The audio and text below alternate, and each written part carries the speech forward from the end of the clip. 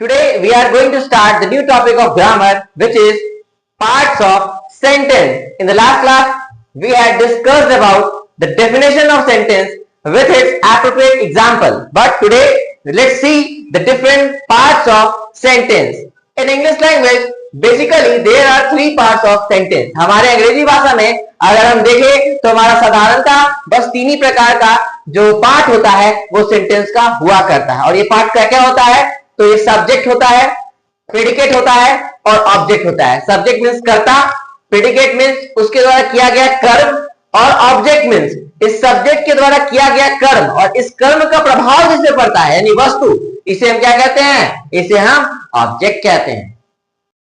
See the first part of sentence, that is subject यानी कर्ता। तो देखते हैं ये जो कर्ता है ये एग्जैक्टली होता है तो क्या होता है। तो subjects are those nouns and pronouns by which any action has been done in a sentence। यानी कि ये जो कर्ता है वो हमारे वाक्य में अगर कोई भी कार्य हो रहा है तो वो कार्य कर कौन रहा है? तो यही कर्ता कर रहा है। वो कार्य कौन कर रहा है? तो यही कर्ता कर रहा है। और वो जो कार्य कर्ता कर रहा है वो या तो संज्ञा है या तो वो कोई सर्वनाम है। ठीक है, तो इसका एक एग्जांपल देखते हैं यहाँ पे।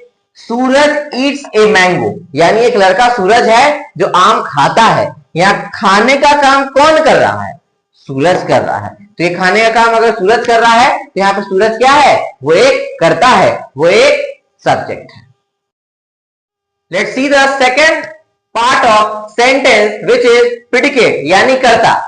तो देखते हैं predicates are those part of sentence which tells about the action done by subject, action done by subject in a sentence. यानी ये जो आपका कर्म जो है वो कर्ता के द्वारा जो भी कार्य किया गया है, जो कर्ता जिस कार्य को किया उसे कर्म कहते हैं। क्या कहते हैं उसे? हम कर्म। उसे हम क्या कहते हैं? प्रेडिकेट। जैसे एक उदाहरण के यहाँ देखें, एग्जाम्पल को अगर हम देखेंगे तो एग्जाम्पल हमारा क्या है? गौरव इज राइटिंग ए स्टोरी। एक लड़का, ये जो गौरव है, ये गौरव क्या कर रहा है? ये एक कहानी लिख रहा है। तो ये जो गौरव हो गया वो सब्जेक्ट हो गया कि कहानी लिख कौन रहा है? तो सब्जेक्ट कर रहा है यानी कि गौरव कर रहा है।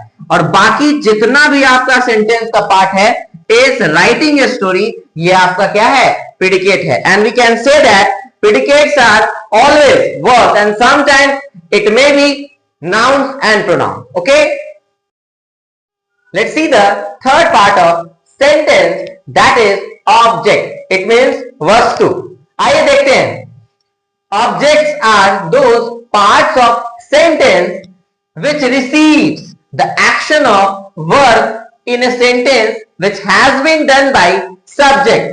यानी कि ये जो वस्तु है ये हमारे सेंटेंस का, हमारे वाक्य का एक ऐसा भाग है जो कि हमारे कर्ता के द्वारा कोई भी कर्म किया गया, कोई भी क्रिया किया गया, उसका प्रभाव इस पे पड़ता है। किस पे पड़ता है? तो ये हमारे ऑब्जेक्ट पे कर्ता के द्वारा किया गया जो कार्य होता है उसका प्रभाव पड़ता है। ठीक है, एग्जाम्पल देखें हम।